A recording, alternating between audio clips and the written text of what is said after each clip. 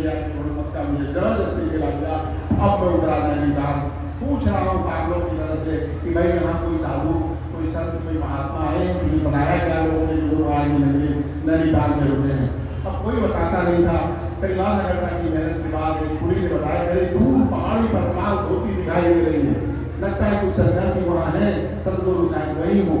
और इस हादसा उम्मीद से मैं करीब 30 किलोमीटर चढ़ गया पहाड़ियों पर। तो दरबार के स्वामी मिल गए और फिर से गुरु के पास ले गए और मैंने नगर किया और नहीं कुछ क्या प्यार था, कैसे भाव। मैं बिना किसी के भाग के आया हूँ और कह रहे हैं कोई पागल नहीं हो, मैं ये प्रश्न आया, मैं अपनी अटैची लाया, अरे पार्टी जरा देखो इसको नहलाओ, इसको खाना खिलाओ।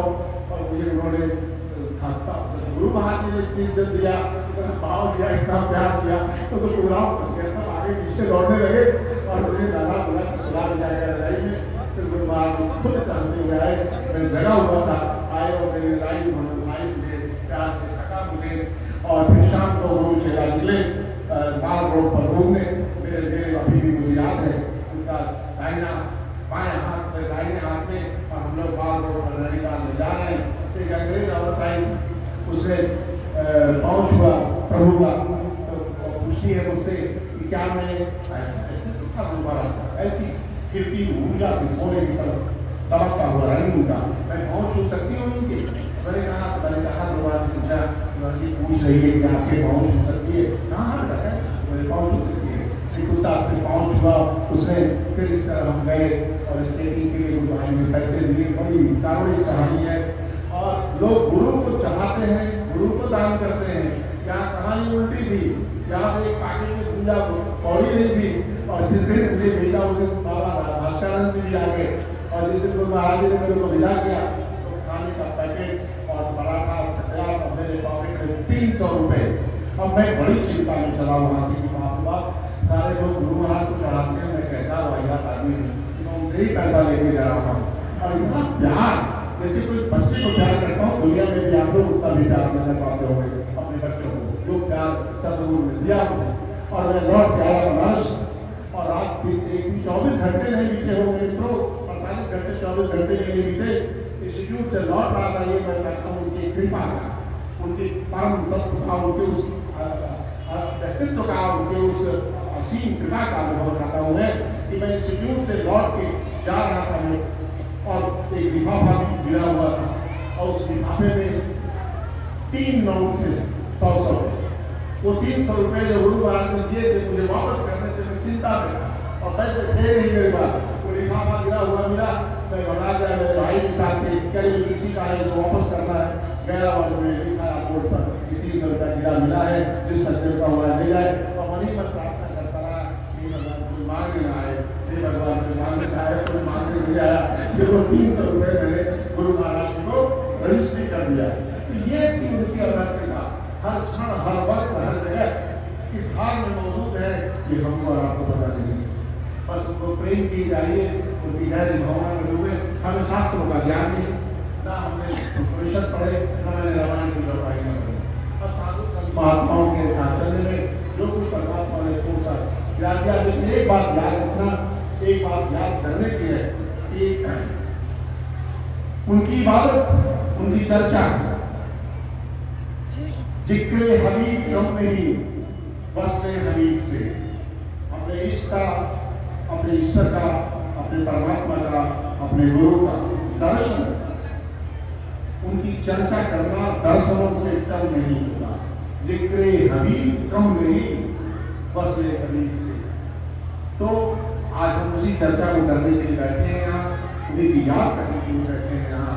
और जिस दिन परमात्मा, और ये भी बात दूसरी सत्य है, गुरु महाराज कहते थे कि तुम्हारे पूजा पाठ तो एक माध्यम है, एक यात्रा में धरती को आप बना रहे हो, लेकिन उसमें फल देना काम किसका है? वो परमात्मा का है। तो इसको संक्षेप में करते हुए क्या कहते थे कि परमात्मा साधन साध्य नहीं है, वो कृपा साध्य है। किस दिन तो कृपा करेगा ये उसकी मर्जी है, ये हमारी मर्जी नहीं है।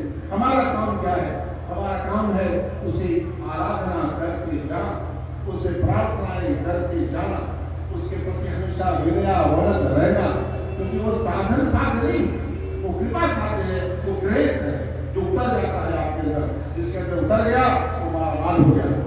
उसके लिए बहुत सारे ऐसे लोग भी हुए जिन्होंने कोई साधना नहीं किया, भगवान की कृपा मिल गई उनको, तो you cannot achieve by your deed, by your labor. It is grace, this grace है जो भगवान उतर जाता है आपके अंदर, आ जाता है आपके अंदर, कृपा कर देता है आपके अंदर।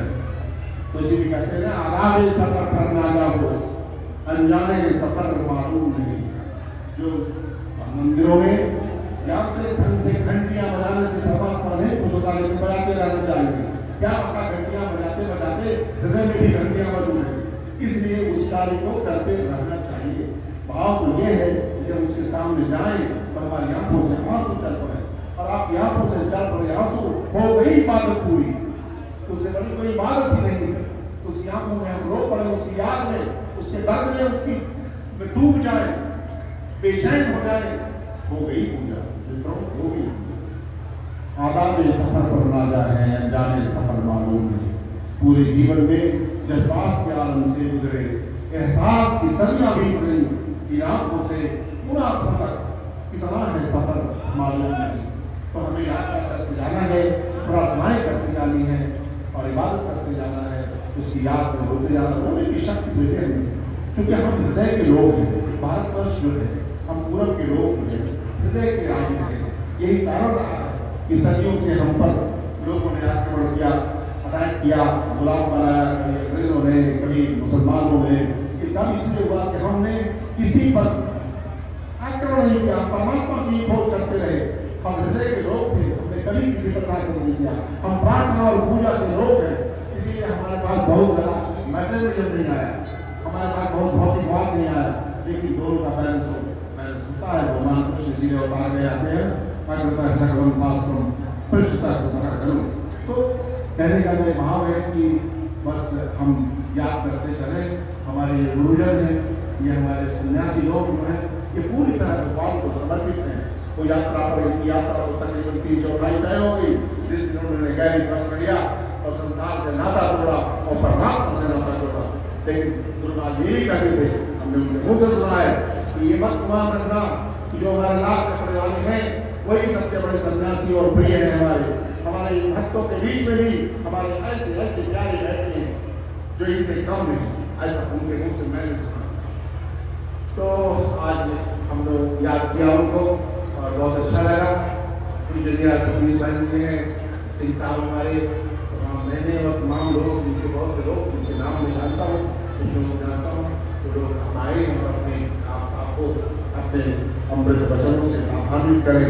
जितना भी याद कर रहे हैं कम है, याद को सांसों के साथ करना उन्होंने बता ही दिया। अजपा जब उसे कहा जाता है और उसे भूल से करते रहने से आप देखेंगे कि कालांतर में आप शरीर से पृथक हो रहे हैं, आप शरीर नहीं है। जब उसे करते रहने से आप मुश्किल है, बहुत सारी समस्याएं हैं, पर याद रखो परमात्मा काफी है याद। अरे छोटा सा किया था एक बार शायद सुनने में, किसी कहानी में महात्मा संत लोग बताते हैं कि किसी समय में भगवान कृष्ण को उतार ही थे, तो गुरु महाराज ने हमारे परमात्मा ही थे कि उंगली कट गई भगवान कृष्ण की और द्रौपदी ने अपनी साड़ी से बांधा था। उस समय एक छोटी सी घटना, तो आप सबने क्लियर किया है, वो आपके साथ। तो जब भी ऐसी बात आई, तो जब साड़ी दुशासन छीनने लगा, करने लगा, इतना से किया गया कर्म, साड़ियों के पहाड़ जो बदल गया। तो आपका कौन सा भाव और आपकी कौन सी भक्ति और आपके समर्पण का कौन सा हिस्सा सदगुरु पसंद आया है, जो आपके पैर के खजाने में जमा है और ऐसे समय में आएगी आपको और आपके लिए खड़ी हो जाएगी। इन्हीं शब्दों के साथ और मैं मन से उद्यान जी को बहुत बहुत धन्यवाद जो मुझे अवसर दिया। आप सबको प्रणाम करते हुए आपको चरणों में प्रणाम।